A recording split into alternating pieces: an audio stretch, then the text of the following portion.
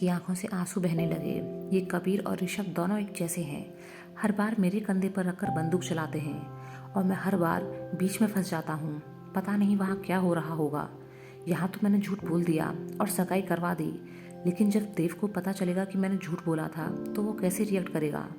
इस वक्त जब हमें वहाँ होना चाहिए था तब हम यहाँ हैं। क्या करूँ? ऋषभ ने कसम जो दी थी मुझे कबीर की। मंजीत रोए जा रहा था। देव अब चुपचाप अपने बिस्तर पर लेट गया।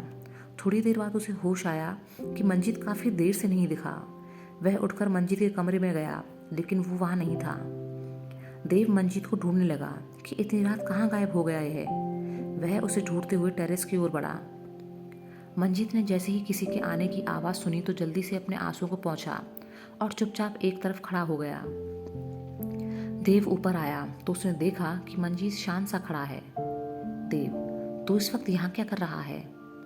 मंजीत ने पलटकर उसकी ओर देखा, फिर वापस उसकी तरफ पीठ करके खड़ा हो गया। कुछ नहीं, नींद नहीं आ रही थी तो बस यहाँ आ गया। देव उसके बगल में आ खड़ा हुआ। क्या छुपा रहा है तू मुझसे? मंजीत अब हैरान सा देव की ओर देखने लगा। तुझे किसने कहा? मैं तो कुछ नहीं छिपा रहा। देव मंजीत के सामने आ गया। तेरी आंखें बता रही हैं। साफ साफ पता चल रहा है कि तू काफ़ी देर से रो रहा था। हुआ क्या है? मंजीत उदास सा बोला। वो तो बस यूं ही। देव, यूं ही नहीं, इतना तो मैं भी जानता हूँ कि तू मेरे लिए तो रोएगा नहीं, क्योंकि तू बस अपने कबीरे के लिए ही रो सकता है। मंजीत, ऐसी बात नहीं है, मैं तुझसे भी प्यार करता हूँ। कबीर के बाद तू ही तो मेरा दोस्त है। देव, तो फिर बताना क्या छुपा रहा है? मंजीत, फिर वही बात, कितनी बार कहूँ, कुछ भी नहीं छुपा रहा हूँ। मंजीत गुस्से से बोलता हुआ जैसे ही टेरेस से नीचे उतरने को हुआ कि देव ने आगे बढ़कर उसका हाथ पकड़ लिया। वह गुस्से से बोला, इतनी आसानी से नहीं जाने दूंगा तुझे। तुझे कितनी बार कहा है मैंने, मुझसे कुछ भी मत छिपाया कर। मंजीत, वरना क्या कर लेगा तू? दोनों आपस में बहस करने लगे।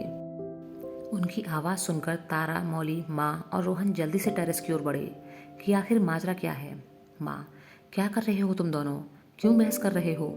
नीचे रिश्तेदार हैं, शांति रखो। देव, तो आप मंजीत से पूछिए, इसने झूठ बोला है कुछ। पूछिए क्या सच छिपा रहा है। मुझे पूरा भरोसा है कि जरूर ऋषभ की कोई बात है। सभी मंजीत की तरफ हैरानी से देखने लगे। तारा, मंजीत बता दो, क्या बात है? मंजीत चुप हो गया। देव, तुझे कबीर की कसम है, बता अब। मंजीत उदास सा बोला, हाँ, मुझे मैसेज मिला तो था, पर मैंने आप सभी को सिर्फ आधा ही सच बताया, क्योंकि मुझे इतना ही बोलने को कहा गया था। मौली, किसने कहा? देव गुस्से से बोला, सीधे सीधे बता, ऋषभ कहाँ है, कैसा है वो? मंजीत अब रुंधे गले से बोला, ऋषभ ठीक नहीं है, वह बिल्कुल भी ठीक नहीं है। यह सुनते ही अब हर कोई मंजीत की ओर देख रहा था। मंजीत, हाँ, झूठ बोला मैंने तुमसे कि ऋषभ सही है। जब मैं बाहर गया था तो ऋषभ के फ़ोन से मैसेज आया कि ऋषभ यहाँ नहीं आ पाएगा और आप देव की सगाई जरूर करवा दीजिएगा। जब मैंने यह मैसेज पढ़ा तो जल्दी से ऋषभ को कॉल की। काफ़ी देर बाद किसी और ने फ़ोन उठाया। उसने कहा कि ऋषभ अभी बात नहीं कर सकता। मैंने उसे बार बार कहा कि कम से कम एक बार तो बात करवा दे तो मुझे तसल्ली हो जाएगी। उसने कहा कि वह कोशिश करेगा। कुछ देर बाद ऋषभ का फ़ोन आया। मैंने जल्दी से उठाया। दूसरी तरफ से जब ऋषभ की मायूसी से भरी आवाज़ सुनाई दी तो मुझे तो यकीन ही नहीं हुआ कि यह अपना ऋषभ है। ऋषभ, सॉरी, मैं नहीं आ पाऊँगा। मंजीत, यार है कहाँ तू? इतने फ़ोन किए तुझे, लेकिन अब बता रहा है कि तू नहीं आ सकता। ऋषभ चुप हो गया। मंजीत उसकी खामोशी समझ गया कि ज़रूर कोई बहुत बड़ी बात होगी। बता, क्या छुपा रहा है तू मुझसे? सब कुछ ठीक तो है ना? ऋषभ ने उसे बताया कि बाबा का एक्सीडेंट हो गया है, हालत ठीक नहीं है, अभी कुछ नहीं कह सकते। मंजीत यह सुनकर हैरान रह गया। क्या? पर कैसे? तू है कहाँ? हम बस निकल ही रहे हैं, जल्दी ही पहुँच जाएंगे तेरे पास। तू नाम बता हॉस्पिटल का और जगह का। ऋषभ, नहीं, इस वक्त देव की सगाई ज़रूरी है। तू वहाँ उसे समझा बुझाकर सगाई करवा देना। कह देना कि मैं काम में फंस गया हूँ, सबसे माफ़ी मांग लेना, मैं यहाँ बाबा के साथ हूँ। मंजीत, लेकिन ऋषभ, तुझे कबीर की कसम, देव की सगाई सबसे ज़रूरी है इस वक्त। तेरे कबीरे का सपना था ना? मुझे दोबारा फ़ोन मत करना। मौका मिलते ही मैं खुद फ़ोन कर लूँगा और अभी किसी को कुछ भी बताने की ज़रूरत नहीं है। सभी नम आंखों से हैरान से मंजीत को देख रहे थे। अब देव गुस्से में मंजीत को मारने के लिए आगे बढ़ा कि माँ ने रोक लिया। ये क्या कर रहा है तू? देव, तो क्या करूं? वहाँ मेरा दोस्त इस वक्त कितने बुरे दौर से गुजर रहा है और यहाँ मैं खुशियाँ मना रहा था। पता नहीं क्या क्या सोच रहा था उसके बारे में। और वो इस वक्त भी मेरे बारे में सोच रहा था। मंजीत, मैंने कहा ना मैं मजबूर था। उसने मुझे कबीरे की कसम दी थी कि मैं चुप रहूं और मैंने ऐसा ही किया। देव, लेकिन सगाई तो हो गई ना, फिर तूने क्यों नहीं बताया मुझे? मंजीत, मैं आया था तुझे बताने, पर तू अपने घर वालों के साथ बैठा था। फिर मैं बाद में तेरे कमरे में आया तो उस वक्त तू। कहते हुए मंजीत खामोश हो गया। देव अब थोड़ा शांत हुआ। ठीक है, चल जल्दी, ऋषभ अकेला है वहाँ, उसे हमारी ज़रूरत है। रोहन, भाई मैं भी चलूँगा। देव, नहीं, तू यहीं रुक, घर में भी कोई होना चाहिए। तारा, हाँ तुम लोग जल्दी से जाओ और वहाँ पहुँचकर हमें खबर कर देना। मौली, और देव प्लीज़ ऋषभ पर गुस्सा मत करना। मंजीत, देव, मुझे ऋषभ ने हॉस्पिटल का नाम पता नहीं बताया, थोड़ी ही देर में उसने फ़ोन काट दिया था। देव, वो हम पता कर लेंगे, चल अब। देव और मंजीत जल्दी से टेरेस से नीचे आए। माँ बस गुमसुम सी खड़ी ऋषभ के लिए बहुत परेशान थी। देव ने अपना फ़ोन उठाया और साथ के कुछ ऑफिसर्स को कॉल की। कुछ ही देर में उसे हॉस्पिटल का पता चल गया। दोनों दोस्त जैसे ही घर से बाहर निकलने को हुए कि मौली वहाँ भागती हुई आई। देव, माँ बेहोश हो गई हैं। देव, मंजीत अब माँ के पास उल्टे भागे। माँ को उनके कमरे में लाया गया। देव, माँ को अचानक हुआ क्या? तारा, शायद ज़्यादा परेशान हो गई और कुछ दिनों से उनकी तबीयत भी ठीक नहीं थी। थोड़ी देर बाद माँ को जब होश आया तो देखा देव मंजीत उनके पास बैठे हैं। उन्होंने कहा भी कि तुम दोनों जाओ, लेकिन माँ को बहुत तेज़ बुखार था तो कोई भी उन्हें इस हालत में छोड़कर नहीं जाना चाहता था, क्योंकि कबीर के बाद माँ उनकी जिम्मेदारी थी। देव ने ऋषभ से कई बार बात करने की कोशिश की, पर सब बेकार रहा। अगले दिन दोपहर को जब माँ की तबीयत में आराम पड़ा तो देव मंजीत ऋषभ के पास हॉस्पिटल की ओर चल दिए।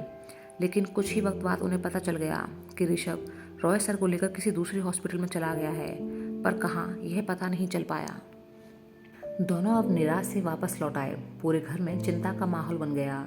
हर कोई उदास था। सभी रॉय सर की सलामती की प्रार्थना कर रहे थे। दूसरी ओर ऋषभ हॉस्पिटल में एक कोने में चुपचाप खड़ा था। कितना अच्छा चल रहा था सब कुछ कि अचानक से सब बदल गया। ऋषभ अब पुरानी यादों में खो गया। ऋषभ मुस्कुराता हुआ अपने रास्ते की ओर बढ़ रहा था कि रॉय सर का फ़ोन आया। क्यों बाबा, क्या इरादा है आपका? चलोगे या फिर नहीं? रॉय सर, ठीक है मैं आ रहा हूँ, पर कल ही वापस आ जाऊँगा, यहाँ काम है मुझे। यह सुनकर ऋषभ खुश हो गया। अरे वाह, फिर तो बड़ा मजा आएगा। वैसे आप देव मंजीत को बताना मत कि आप आ रहे हैं। वहाँ पहुँचो सरप्राइज़ देना, सबसे मिलवाऊंगा आपको। रॉय सर, हाँ चल मैं निकलता हूँ, देखते हैं दोनों में से कौन पहले पहुँचता है। ऋषभ, ठीक है। उसने अपना फ़ोन रख दिया। वह बहुत खुश था। हर आधे घंटे में देव और मंजीत में से कोई एक फ़ोन करके ऋषभ से उसकी लोकेशन पूछ रहा था। दोपहर का वक्त था। मंजीत ने पूछा कि कितना वक्त लगेगा। ऋषभ ने जवाब दिया कि 3 घंटे में पहुंच जाऊंगा। उसने फ़ोन रख दिया। उसने देखा कि बाबा का फ़ोन आ रहा है तो गाड़ी एक तरफ खड़ी की और बाहर निकला। उसने फ़ोन उठाया। ऋषभ, क्यों बाबा, कहाँ पहुँचे? देखना मैं ही जल्दी पहुँचूंगा और जीत भी। तभी दूसरी तरफ से आवाज़ आई। वह सुनकर ऋषभ हैरान रह गया, क्योंकि वो आवाज़ उसके बाबा की नहीं थी। ऋषभ, आप कौन हैं और मेरे बाबा कहाँ हैं? तब उस शख्स ने बताया कि रॉय सर की का कुछ देर पहले बहुत बुरी तरह एक्सीडेंट हो गया है और उन्हें बहुत चोटें आई हैं। उन्हें हॉस्पिटल ले जाया जा रहा है। उसने ऋषभ को हॉस्पिटल का नाम पता बता दिया। ऋषभ कुछ देर तक तो खामोश सा खड़ा रहा। उसे कुछ समझ ही नहीं आया कि हुआ क्या। वह होश में आया और फटाफट से गाड़ी में बैठकर वापस लौट पड़ा। कुछ ही देर हुई थी कि देव मंजीत बार बार उसे फ़ोन कर रहे थे, पर ऋषभ को कुछ भी नहीं सुनाई दे रहा था।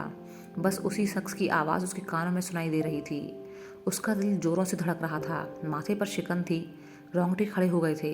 एक ही बात बार बार घूम रही थी उसके दिमाग में कि बस जल्द से जल्द बाबा के पास पहुंच जाए। वह बाबा को किसी भी कीमत पर खुद से दूर नहीं जाने दे सकता था।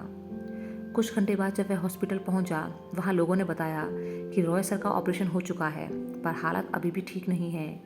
ऋषभ का फ़ोन गाड़ी में ही रह गया था, जिस पर देव मंजीत के फ़ोन आ रहे थे। रॉय सर के एक्सीडेंट की खबर पाकर कुछ और ऑफिसर्स भी वहां पहुंच गए थे। उनमें से एक ने कहा, रॉय सर अभी बेहोश हैं। ऋषभ बाबा के कमरे में आया तो सामने उन्हें इस हालत में देखकर उस पर क्या गुजरी थी वह शब्दों में नहीं बता सकता। उसके हाथ पैर अब सुन्न पड़ गए थे। वह यूं ही कुछ देर तक उन्हें देखता रहा, फिर अपनी सारी ताकत बटोर कर वह आगे बढ़ उनके पास बैठ गया। न जाने कितनी देर तक वह उन्हें उदास सा देखता रहा। उसका दम घुटने लगा बाबा को ऐसी हालत में देखकर। वह अब खुद को और नहीं रोक पाया। उठकर बाहर आया और जल्दी से हॉस्पिटल से बाहर निकल अपनी गाड़ी में बैठ जोर जोर से रोने लगा। क्या हालत हो गई है उसके बाबा की। आज पहली बार उसे डर लग रहा था। वो डर था अपने बाबा को खोने का। बाबा के सिवाय और उसका कौन था। नहीं, वह अनाथ नहीं होना चाहता। वह अपने बाबा को नहीं खो सकता। वह अभी जी भर के रो भी नहीं पाया था कि गाड़ी के दरवाजे पर दस्तक हुई और एक ऑफिसर ने उसे पुकारा। ऋषभ ने खुद को संभाला और दरवाज़ा खोला। ऑफिसर, सर, रॉय सर को होश आ गया है। ऋषभ जैसे ही गाड़ी से निकला कि उसका फ़ोन दोबारा आवाज़ उठा। ऋषभ का ध्यान उस ओर गया। उसने फ़ोन उठाया। मंजीत बार बार फ़ोन कर रहा था। उसने अपना फ़ोन ऑफिसर के हाथ में थमा दिया। इसे मैसेज कर दो कि मैं देव की सगाई में नहीं आ सकता, पर यह सगाई ज़रूर हो। वह जल्दी से हॉस्पिटल की ओर भागा। उस ऑफिसर ने मंजीत को मैसेज किया और ऋषभ के पीछे चल दिया। मैसेज मिलते ही मंजीत ने बार बार फ़ोन करना शुरू कर दिया। ऑफिसर यह बात ऋषभ को बताने के लिए उनके पास गया, पर तब तक ऋषभ बाबा के कमरे में जाकर बैठ चुका था। रॉय सर को देखकर ऋषभ को साफ पता चल रहा था कि उन्हें कितनी तकलीफ हो रही है। ऋषभ को देखकर रॉय सर मुस्कुरा दिए। ऋषभ ने कांपते हाथों से बाबा के हाथ को थाम लिया और रुंधे गले से बोला, बाबा ज़्यादा तकलीफ तो नहीं हो रही। रॉय सर, पहले थी, पर तू अब आ गया है ना, तो ज़रा भी महसूस नहीं हो रही। कैसा है मेरा बच्चा। ऋषभ अपने आंसुओं को बहने से रोकते हुए बोला, कैसा होगा आपका बच्चा आपको इस हाल में देखकर। क्या हो गया, कैसे हो गया ये। रॉय सर, माफ़ कर दे ऋषु, मैं तेरे साथ ज़्यादा वक्त नहीं रह पाऊँगा। मैं तो अभी और जीना चाहता था तेरे साथ, पर मेरे नसीब में यह सुख नहीं है। ऋषभ रो पड़ा। नहीं बाबा, ऐसे नहीं बोलो प्लीज़, मुझे छोड़कर नहीं जाना। माँ के बाद जैसे तैसे संभाला है खुद को। अगर अब आप भी चले गए तो मैं किसके लिए जीऊँगा और कैसे जीऊँगा। बाबा, मैं बहुत ज़्यादा प्यार करता हूँ आपसे। प्लीज़ मुझे छोड़कर नहीं जाना। मुझे बहुत डर लग रहा है। दोबारा ऐसा सोचना भी मत। मैं कहीं नहीं जाने दूंगा आपको। अपने बच्चे को इस कदर टूटा देख रॉय सर की आंखों से आंसू बहने लगे। अपनी तरफ से मैं पूरी कोशिश कर रहा हूँ ना, मैं रहूँ या ना रहूँ, पर तेरे साथ हमेशा रहूँगा। लेकिन तू खुश रहना, हमेशा खुश रहना। ऋषभ, नहीं, आप ठीक हो जाओगे बाबा। आप मेरे लिए जियोगे ना। रॉय सर, हाँ, पूरी कोशिश करूँगा। काफ़ी देर तक दोनों एक दूसरे का हाथ थामे चुपचाप रहे। अब बाबा को दवाई की वजह से नींद आ गई। ऋषभ कमरे से बाहर निकल कर आया तो ऑफिसर ने बताया कि मंजीत का फ़ोन आ रहा है। वह आपसे एक बार बात करने के लिए बोल रहा है। तब ऋषभ ने मंजीत से बात की और उसके बाद फ़ोन बंद कर दिया। वह अब किसी से बात नहीं करना चाहता था। आधी रात जब रॉय सर की हालत बिगड़ी तो वह उन्हें दूसरे बड़े हॉस्पिटल ले आया। ऋषभ अब होश में आया और बाबा के कमरे के बाहर आकर बैठ गया। उसका चेहरा बुरी तरह उतर रहा था। वहाँ वह एक दिन उन दोनों दोस्तों ने उसका चेहरा बुरी तरह उतर गया था। वहाँ वह एक दिन उन दोनों दोस्तों ने जैसे तैसे काट लिया। अब अगले ही दिन दोनों वापस कैंट की तरफ चल पड़े। वहाँ जाकर उन्हें पता चला कि रॉय सर अब नहीं रहे। कल रात ही उन्होंने आखिरी सांस ली। दोनों बुरी तरह उदास हो देव के कमरे में आ गए थे। काफ़ी देर तक उनमें से कोई कुछ नहीं बोला। मंजीत हिम्मत करके बोला, पता नहीं क्या गुजर रही होगी ऋषभ पर, कितना टूट गया होगा वो। पहले माँ और अब बाबा। देव ने अब ऋषभ को फ़ोन किया, पर उसका फ़ोन अभी भी बंद आ रहा था। कैसे दोस्त हैं हम, जब ऋषभ को हमारी सबसे ज़्यादा ज़रूरत है तब हम उसके पास नहीं हैं। क्या सोच रहा होगा वो। मंजीत, कुछ दिन बाद जब वो आएगा तो समझा लेंगे उसे, समझ जाएगा वो। देव, हाँ, और कर भी क्या सकते हैं उसके आने का इंतज़ार करने के अलावा। 2 दिन बाद उन्हें पता चला कि ऋषभ ने 1 महीने की छुट्टी ली है। मंजीत, ऋषभ ने ऐसा क्यों किया। देव, शायद वह कुछ दिन अकेले रहना चाहता होगा, सबसे दूर, अपने बाबा की यादों के साथ। एक बार फिर संभल कर खड़े होने के लिए उसे वक्त चाहिए। दोनों अब शांत से रहने लगे। उनका किसी भी काम में मन नहीं लगता था। हर वक्त उनके दिमाग में यही चलता कि ऋषभ कैसा होगा, कब आएगा। देव मौली से बातें करते हुए भी शांत सा रहता था। तारा को यह अफसोस था कि वह ऋषभ से माफ़ी भी नहीं मांग पाई। माँ तो बस एक बार ऋषभ की आवाज़ सुनने को तरस रही थी। 10 दिन गुजर चुके थे। उस रोज़ मौली देव से मिलने आई। दोनों चुपचाप बैठे थे। मौली उसकी परेशानी को बहुत अच्छी तरह से समझ सकती थी। वह खुद भी ऋषभ के लिए परेशान थी। मौली, दरअसल मैं तुम्हें कुछ बताने आई थी। देव, क्या। मौली, सॉरी, मैंने तुमसे पूछे बिना शादी की डेट पोस्टपोन कर दी है। अब हमारी शादी 1 नहीं 2 महीने बाद होगी। देव हैरान सा मौली को देखता रह गया। लेकिन क्यों। मौली, क्योंकि मैं कुछ दिन और आज़ादी के साथ जीना चाहती हूँ और एक बार और सोचना चाहती हूँ कि तुमसे शादी करनी भी है या नहीं। देव मुस्कुरा उठा। अच्छा, फिर तो तुम लेट हो गई। अब मैं पीछे हटने वाला नहीं हूँ।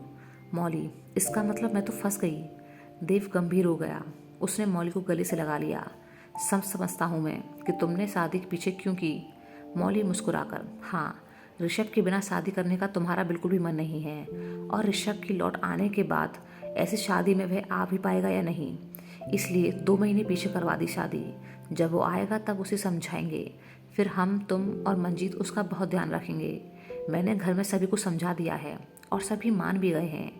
देव मुस्कुरा दिया। थैंक यू सो मच मौली, तुमने मेरे दिल की बात समझ ली। मौली, मैं नहीं समझूंगी तो और कौन समझेगा। धीरे धीरे दिन गुजरने लगे। मंजीत और देव की बेचैनी हर गुजरते दिन के साथ बढ़ती जा रही थी। एक एक दिन बहुत भारी गुजर रहा था। आखिर वह दिन भी आया जब ऋषभ की छुट्टियां खत्म हो गईं। एक दिन दोनों कॉरिडोर में खड़े होकर आपस में बातें कर रहे थे। तभी एक दोस्त ने आकर उन्हें बताया कि ऋषभ आ गया है। यह सुनते ही जैसे उन दोनों में फिर से जान आ गई हो, और वो जल्दी से दौड़कर बाहर की ओर भागे।